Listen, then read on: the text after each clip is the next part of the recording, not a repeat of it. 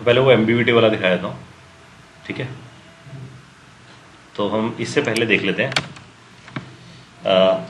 मैं इसके लिए एक वर्ड यूज़ कर लेता हूँ, इंटरफेस इम्प्लीमेंटेशन वेज। इंटरफेस को इम्प्लीमेंट करने के तरीके की है, एक है क्लास वे, मतलब सिंपल क्लास तरीके से करो। दूसरा तरीका है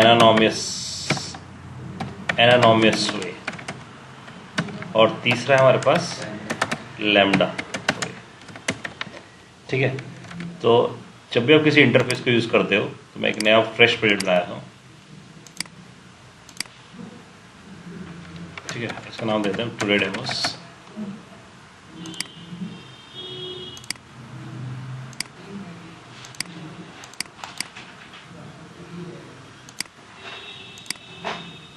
यह क्लास बनाते हैं।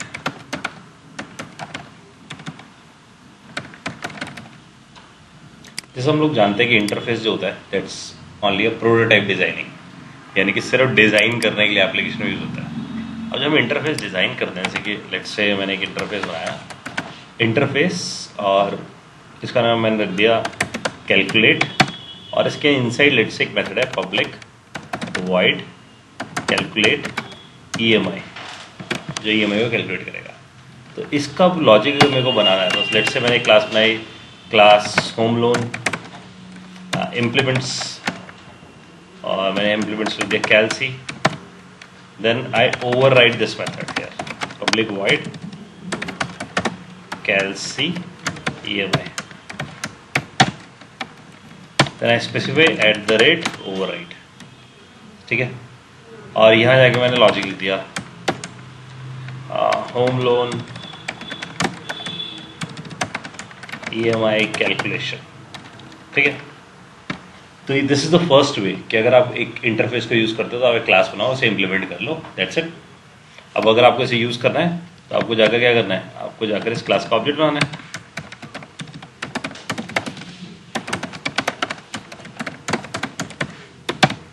Then I say loan dot calculate EMI, this is the first approach. इसे रन करते हैं।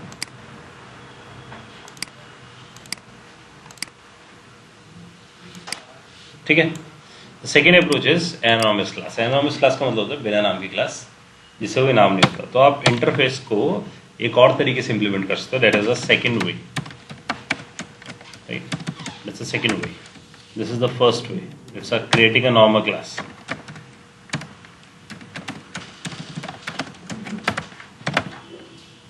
So in this second way, the way out is I use calc obj equals to new calc. So it seems like कि हम create कर रहे हैं object किसका, interface का, बट मैं यहीं से ब्रैकेट शुरू कर देता हूँ। When I specify the bracket, so it means I am actually defining a class, ठीक है। तो इस लाइन से आपके पास क्या हो रहा है, एक्चुअली डिफाइन एन एनानॉमस क्लास। तो आपके पास एनानॉमस क्लास बन रही है, उसका नाम ही नहीं है क्योंकि इंटरफेस के नाम से बन रही है। So this portion which is new calcy bracket, this is actually creating anonymous class. अब आप यहाँ जाकर लिखो, इसका मेथड ओवरराइड करो, पब्लिक वॉइड कैलसी EMI, और इससे हमें समझ में आएगा कि क्लास बनती है because I am writing @ override. इसका मतलब क्या हुआ, डिफाइन एनानॉमस क्लास। जब एनानॉमस क्लास बनती है, so it means it is without name class, है ना। एंड इट इम्प्लीमेंट, ये कैसे इम्प्लीमेंट कर रहा है, it implement the interface, that is calcy. और हमने इसके बाद इसका मेथड ओवरराइड कर दिया बिकॉज ये सब कुछ मेन के अंदर है, और मेन के अंदर हर लाइन सेमीकोलन से टर्मिनेट होनी चाहिए। तो मैंने इसे आखिर में किससे टर्मिनेट कर दिया, सेमीकोलन से। अब मैं यहाँ जाके लिखता हूँ obj.calc EMI, और यहाँ जाके हम लिख देते हैं sys out anonymous class EMI call, ठीक है। तो अब ये क्या कर रहा होगा, ये कॉल कर रहा है, ठीक है। अब इसमें और इस अप्रोच में क्या फ़र्क है, इस अप्रोच का बेनिफिट है कि आपने इस क्लास को बना दिया है, now you can create as many as objects. जब मन करे आप इसका ऑब्जेक्ट बना लो क्योंकि क्लास आपके पास है, but this way is only used once. इसका मतलब इससे क्या हो रहा है, क्लास भी यहीं बन रही है, ऑब्जेक्ट भी यहीं बन रहा है, ओवरराइडिंग भी यहीं हो रही है, देन आप कॉलिंग भी यहीं पे कर रहे हो। So it is for one time usage, क्योंकि अगर मेरे को यही काम दोबारा किसी और जगह करना है तो मुझे ये कोड दोबारा लिखना पड़ेगा। तो इट मीन्स क्लास भी दोबारा बनेगी, मेथड भी ओवरराइड दोबारा होगा। क्लियर है? अदरवाइज मेरे को इस ऑब्जेक्ट को कहीं ना कहीं पास करना पड़ेगा। The third way is lambda. ठीक है, अब लैम्डा कैसे यूज करते हैं? Lambda is new which is come in Java 8। Java 8 में है आपके पास, तो आप यहाँ जाके लिखोगे obj2 इक्वल्स टू, और आप सीधा यहाँ लिखो ब्रैकेट। ब्रैकेट का मतलब है आपका मेथड ओवरराइड हो गया ये वाला, क्योंकि इसमें कोई आर्गुमेंट नहीं है। So this method is get overrided. अब इस मेथड की डेफिनेशन देने के लिए आपको क्या लिखना है? एरो, जिससे आप इसको डिफाइन कर रहे हो। और इसके अंदर जाके हमने लिख दिया sysout lambda class EMI call, और आपके पास बॉडी भी डिफाइन होगी इस मेथड की। ठीक है, अब आपको जाके सिर्फ कॉल करना है obj2.calcmi। तो इस लाइन से क्या हुआ है? क्लास बन गई है, मेथड ओवरराइड हो गया है, और उसकी डिफिनेशन भी हो गई, और हमने यहाँ पर कॉल कर दिया। तो और सिंप्लीफाइड सिंटैक्स है। बट लैम्डा का प्रॉब्लम ये है, वो सिर्फ ऐसे इंटरफेसेस का चलता है जो कि एक ही मेथड यूज करते हैं, उसे हम बोलते हैं सैम इंटरफेस। सैम भी बोलते हैं उसे, सिंगल एब्स्ट्रैक्ट मेथड इंटरफेस, और उसी का दूसरा नाम है फंक्शनल इंटरफेस। तो जावा 8 ने एक एनोटेशन बनाई है इसके ऊपर कि आप जाकर यहाँ लिख दो @ functional interface. So if you write functional interface, it means it is actually a SAM interface. It means single abstract method interface. क्योंकि हमें पता है जब भी हम इंटरफेस बनाते हैं internally that is converted into in this line. Clarity? तो अगर आपने एक मेथड और डाल दिया इसमें तो लैम्डा चलना बंद हो जाएगा। Then you need anonymous. Anonymous एक से ज्यादा मेथड्स को बना सकता है। Clarity? So now we are talking about Java 8 default feature. So it means Java 8 ने इंटरफेस में जाके बोला कि interface is now not 100% abstract. So it's not 100% abstract. अब आप मेथड की बॉडी भी डिफाइन कर सकते हो इंटरफेस में। सो इंटरफेस जब हम बिल्ड करते हैं, जैसे कि I create a interface A and I define a void show, so we know this is actually abstract. ये क्या एब्स्ट्रैक्ट है, so I need to define it. और वो डिफाइन कहाँ करना है मेरे को? से क्लास के अंदर। बट ये सब कब तक था? जब तक जावा 8 नहीं था। सो जावा 8 onwards the interface way is change. For example I have interface A which is having void show, that's a abstract method, so it means it does not have body. Interface B is a abstract method, it does not have body. Then I create interface C which extends A and B. So it is actually extending A and B interface. So C is an interface which is inheriting two interfaces. Now there is no problem of ambiguity. Still A and B having the same method, that is show, but it does not have ambiguity. Ambiguity क्या है आपके पास? जब same name आपके पास होता है दोनों के अंदर. But it is not ambiguity because show is empty. Show is empty. So it means there is no ambiguity there, right? So interface बोलता है आपको जावा में multiple inheritance is possible only in case of interface. So you can extend more than one interface at a time. But in classes you can inherit only one class. And the answer is कि वो interface में multiple inheritance क्यों दिया Java ने? Because there would not be ambiguity problem, the first thing, right? क्योंकि interface में आपके पास मेथड की बॉडी है ही नहीं, right? Now from Java 8 onwards Java ने बोला कि अब से आप मेथड की बॉडी भी बिल्ड कर सकते हो किसके अंदर? इंटरफेस में। तो आपके पास एक नया कीवर्ड डाल दिया जावा 8 ने, that is default keyword. Then you can specify a show call, then I will say that's a default void show bracket, that's a b show code. Now the problem is in the C, because C के पास अब ambiguity हो गई। C does not understand कि मैं कौन सा वाला call करूँ, A वाला कॉल करूँ या B वाला, क्योंकि उसके पास बॉडी है। So from Java 8 onwards default keyword की वजह से ambiguity प्रॉब्लम आनी शुरू हो गई इंटरफेस में। So the solution is override the method here. तो मैंने क्या किया, I will override a method. और इंटरफेस के सारे मेथड पब्लिक होते हैं, that's why I need to write public there. And I am saying here I am overriding. So I override. Right. So now I have this public void show. Right. और इसको आप ऐसे लिखो public default because I not specify default here. Right. So it means I override it. Now I does not have A, I does not have B because I override it. अब मेरे को दोनों के मेथड्स कॉल करने हैं. So I will write A dot super dot show. Otherwise हम लिखते थे super dot show. जावा में सीखा super dot show. Super किसे कॉल करता था? अपने पेरेंट को. पेरेंट एक ही होता था. अब पेरेंट दो हैं तो आपको बताना है कौन सा वाला पेरेंट, A वाला पेरेंट या B वाला. Then I specify B dot super dot show. Right? So this will solve the ambiguity problem of interface. अब हम इसे अगर यूज करना चाहते हैं, so I will define a class D which actually implements C, है ना. तो D के पास क्या आ गए, शो वाले फीचर आ गए. Then I am saying D obj equals to new D and then I am specifying obj dot show. So this show इसको call करेगा और वो अपने दोनों पेरेंट्स को कॉल करेगा. Now if I run this thing, printing A show and B show. This is clear? That's Java 8 feature of default in interface. बिल्कुल argument से पास कर सकते हैं, मतलब कोई ऑपरेशन आप कर सकते हैं. ठीक है. Now we are talking about the next thing, that is static nested classes. So it means we can create class within another class. ये इंटरव्यू में ऐसे पूछा था आपसे कि can we create a class, declare a class as a static class, right? So the answer is we can create a nested static class. तो इसका मतलब क्लास प्राइवेट भी हो सकती है, क्लास प्रोटेक्टेड भी हो सकती है, राइट.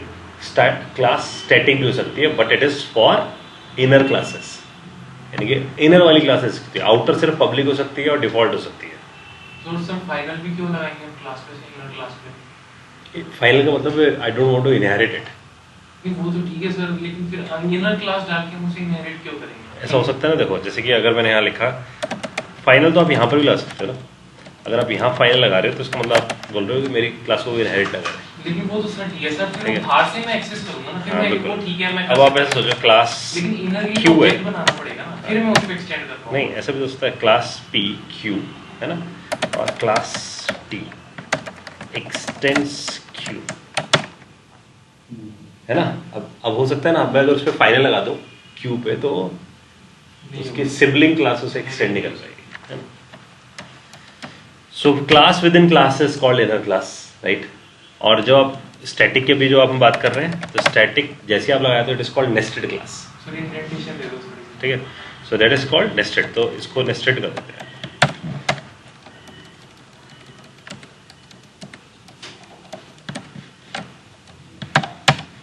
ठीक है जी. So this is my static nested class, और इसके inside I define my static method static void display, right. Sir static class के अंदर कोई इंस्टेंस वाला वो तो डिक्लेयर हो नहीं सकता. स्टैटिक, फिर ये स्टैटिक बन गई स्टैटिक थिंग्स. सो मैं यहाँ जाकर लिखता हूँ क्यू डिस्प्ले, राइट. एंड इसके अंदर वेरिएबल्स भी क्या होंगे मेरे पास, static 6000. So I will say Q display plus X. Now the benefit, only benefit is, आपको जो benefit मिलता है इससे, that is P dot Q dot display. So there is no need to create object of the class. Now you can directly access your class. ठीक है. तो आपको कोई ऑब्जेक्ट ही बनाना पड़ा, जबकि इनर क्लास में हम क्या करते हैं, पहले आउटर का ऑब्जेक्ट बनाते, देन इनर का ऑब्जेक्ट बनाते. तो आपको ये देखना है कि अगर मेरे को ऑब्जेक्ट क्रिएशन नहीं चाहिए, then I go for nested class, that's a static class. If I want a object creation in inner classes, तो मेरे को इनर क्लास मैकेनिज्म यूज करना है. I do not go to nested class feature. Clear. So through this ये हम nested classes build कर सकते हैं. ये पहले ही पढ़ा हम लोगों ने, है ना. सर अगर ये नॉन नेस्टेड हो और अगर ये बाहर वाली क्लास का वेरिएबल्स जो है, वेरिएबल वो अपनी नेस्टेड क्लास पे एक्सेस नहीं कर सकते ना. बाहर वाले वेरिएबल्स मतलब मतलब जैसे क्लास P है, क्लास P में कोई इंस्टेंस वेरिएबल है, तो और अंदर वाली जो क्लास है वो नॉन स्टैटिक नहीं है, बिल्कुल, तो वो बाहर वाली क्लास की इंस्टेंस वेरिएबल अंदर वाली क्लास की इंस्टेंस वेरिएबल को यूज कर सकते हैं। ये देखो, I have class outer, class inner, and then I have variable integer x, because अब मैं अगर आपसे पूछूं what is the life of this x, it is accessible in outer and it is also accessible in inner, कि उसकी scope बहुत बड़ा है वो पढ़ा है। ना। And now if I am saying this x, that's a 200, that scope is only in the inner, it can not be access outside. तो अब मैं यहाँ जाके ऐसा लिखता हूँ, देखो, I am saying I have a function called void show, ठीक है, and in this void show I want to say add both of the x, ठीक है, और प्लस इसके पास भी मेरे पास एक और x है, that's a local variable, so I can say that's a local variable, this one, that's an instance variable of inner, and that's a instance variable of outer. Then I am saying x plus x. Now the question is which x, right? So it is actually considered local only one. If I am saying x and then I am saying this dot x, and then I am saying outer dot this dot x, so we will consider as outer class this. This dot x किसको point करता है? This dot x is inner. ये क्यों ऐसे क्यों? क्योंकि this क्या होता है? This is a current object. Inner के अंदर क्लास Current object है ना? तो current object is the inner, right? Now मैं इसे चलाता हूँ. So I just commented out this thing, and I am saying outer dot inner, right? Inner equals to the new outer dot new inner. तो object बन गया हमारे पास inner का. तो पहले आउटर का बन रहा है और आउटर के अंदर से किसका ऑब्जेक्ट बन रहा है? इनर का. Then I am saying inner dot that's function is show, and in this show I am passing 1000. So that 1000 is go in this x, and when it is taking this dot x, so 1000 plus 200 1200, and then it will be taking 100, so output would be 1300. कहीं एक error रहता है हमारे पास.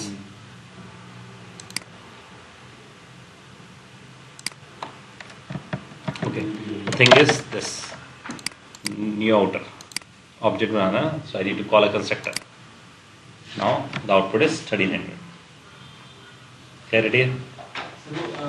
So the next feature is the auto boxing. So auto boxing feature is introduced in Java 5. So auto boxing का मतलब है आपके पास convert your primitive into object and object into primitive automatically. तो Java 5 से पहले आपको ऐसा लिखना पड़ता था, अगर आपको इंटीजर बनाना है so you need to specify integer I equal to new integer 100, right? तो आपको ऑब्जेक्ट बनाना पड़ता था उसका. बट प्रिमिटिव टाइप्स तो स्टार्टिंग से ही थी. प्रिमिटिव था, जैसे प्रिमिटिव, ये प्रिमिटिव है ना, दिस इज प्रिमिटिव. मतलब और पूरी प्रोजेक्ट हाँ, अब आप क्या कर रहे हो? आप कह रहे हो प्रिमिटिव को मैं किस में कन्वर्ट करना चाहता हूँ? ऑब्जेक्ट में. तो आपका प्रिमिटिव किस में कन्वर्ट हो गया? ऑब्जेक्ट में. So I is an object, right? अब अगर मैं यहाँ जाके ऐसा लिखूँ integer j equals to new integer, और लेट्स से मेरे पास एक और प्रिमिटिव है एंड मैंने यहाँ जाके लिख दिया y, और मैं इस कंपाइलर को ना चेंज कर देता हूँ अभी फिलहाल के लिए. So I just change the compiler, go to the Java compiler section.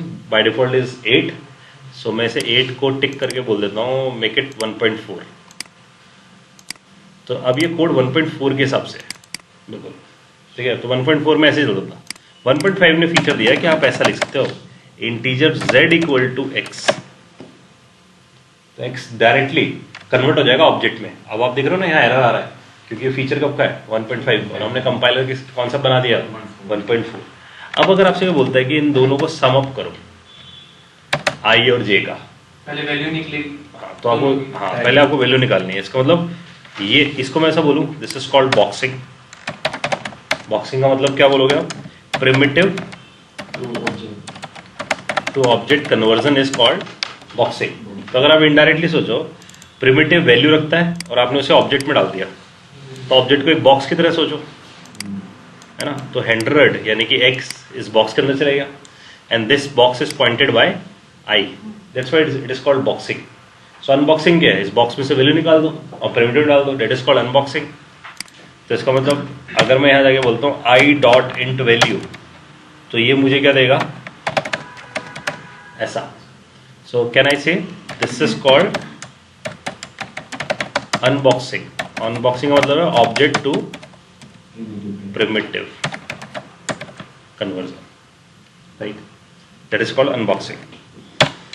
Then मैं अब इसके लिए ऐसा लिखता हूं, integer z equals to i dot int value plus j dot int value. फिर दोबारा बॉक्स कर देंगे. तो अब ये हुआ क्या, अनबॉक्सिंग हो गया, रिजल्ट z में आ गया. अब आपको अगर इसे किसी चीज में दिखाना है तो आप ऐसे लिख दो, integer k equals to new integer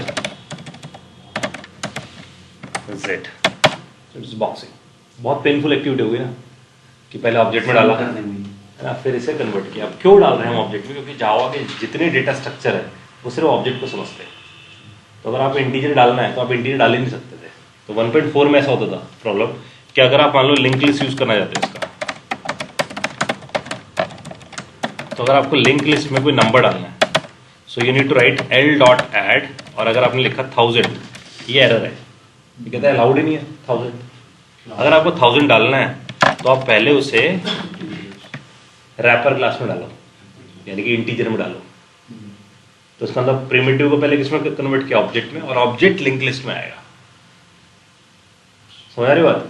तो मैं ऐसा बोल सकता हूँ कि इंटीजर जो है और वो रैपर क्लास है, ब्रिज क्लास है, जो प्रिमिटिव को ऑब्जेक्ट में कन्वर्ट करती है. देन डेटा स्ट्रक्चर में जा सकता है. 1.5 में जाकर उसने इस कंसेप्ट को ही चेंज कर दिया. उसने बोला कि there is no need of this kind of code. अब आप क्या कर सकते हो, आप ऐसा लिख सकते हो. तो मैं इसका कंपाइलर चेंज करता हूँ पहले, और आई चेंज इट टू 1.5. ठीक है, या ग्रेटर ही कर देते हैं, 8 ही कर देते हैं, है ना, तो सब पे चलेगा. 1.5 तो आ ही जाएगा अपने आप ही. Then I am writing integer x equals to 100. Reference variable में सारे अरिथमेटिक ऑपरेशंस सारे वो लग जाएंगे, मॉड्यूलो वगैरह, बिल्कुल सब कुछ. इसका मतलब ऑटो बॉक्सिंग कर रहा है. ये ऑटो बॉक्सिंग है अगर आप ध्यान से देखो तो. प्रिमिटिव किस में कन्वर्ट हो गया, ऑब्जेक्ट में, ऑटोमेटिकली. हमें नहीं करना पड़ा, पहले हम न्यू इंटीजर के कर रहे थे. अब अगर आपसे बोलते हैं इसका सम अप कर दो, तो आप लिखोगे integer z equals to x plus y. तो ये क्या कर रहा है, x dot int value internally, y dot int value, दोनों इंटीजर है. इंटरनली वही कर रहा है. इंटीजर सब कुछ वही चल रहा है जो ऊपर लिखा है हम लोगों ने. So this is called auto boxing. सब कुछ ऑटोमेटिकली होने लग गया.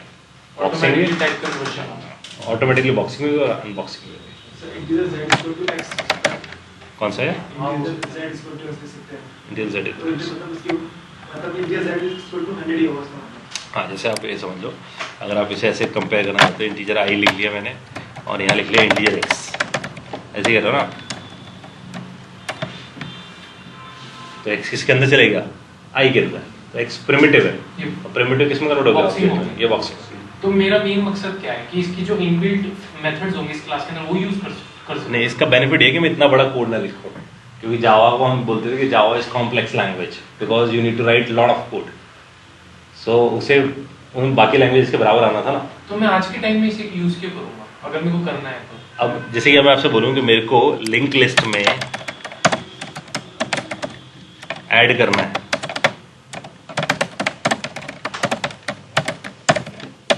और मैं यहाँ लिख रहा हूँ l डॉट एड 1000, तो अभी अलाउड है ना.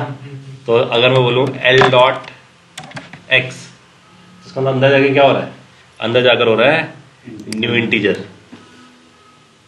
बॉक्सिंग हो गई ना अंदर. इसका मतलब मुझे ऊपर वाला कोड तो एनीवे लिखना ही नहीं है जो हमने कमेंट कर रखा है, चेक लेता हुआ ऐड में है ना. तो वो बोलता था link list only allowed objects, and हमें उसे ऑब्जेक्ट में कन्वर्ट करने के लिए हमें रैपर क्लास यूज करना पड़ता था. अब बोल रहे सब कुछ ऑटोमेटिकली है, that's why it is called auto boxing. तो मतलब सर जैसे हम लिंक लिस्ट बनाई इसमें एंगुलर ब्रैकेट्स लगाते हैं तो तो इसका उसके मतलब अंदर डिफाइन कर रहे हैं इंटीजर. हाँ, तो अगर अगर आप- हम 100 भी कर रहे हैं तो ऑटोमेटिकली वो बॉक्स हो जाएगा. वो बॉक्स होता है. तो अगर आप इंटीजर कर रहे हो तो इसका मतलब आप ये बोल रहे हो कि अब ओनली इंटीजर अलाउड है. इसका मतलब आप बोल रहे हो फ्लोट, डबल और कुछ अलाउड नहीं, सिर्फ इंटीजर अलाउड है, लेकिन सब अपने आप ऑटोमेटिकली बॉक्स हो रहे हैं. क्लियर.